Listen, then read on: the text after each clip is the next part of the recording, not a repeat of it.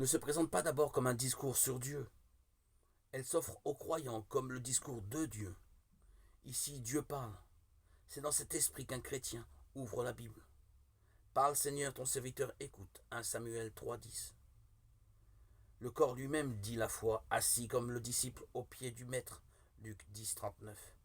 Respiration apaisée, yeux clos, regard posé sur un symbole de la présence de Dieu.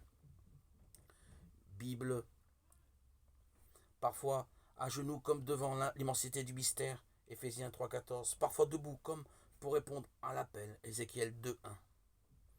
Dans cette écoute, l'intelligence n'est pas inerte, elle fait son travail.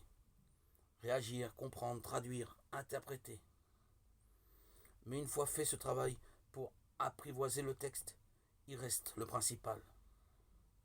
Se laisser faire par une parole qui me rejoint aujourd'hui.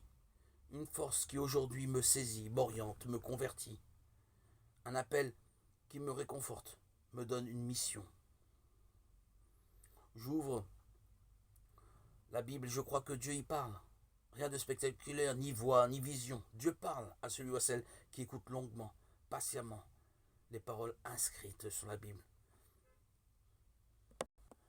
Les choses qui paraissent compliquées deviennent simples. Un courage inédit s'éveille. Un goût d'aimer, de faire confiance s'empare du cœur. Je comprends mieux ce que j'ai à faire, ma mission, mon devoir. Je vois mieux ce que je dois laisser de côté ou mettre en second. Les mots du livre deviennent paroles de vie. Je me sens concerné par ce qui est dit là. Je sors de cette écoute avec un cœur plus simple, plus unifié.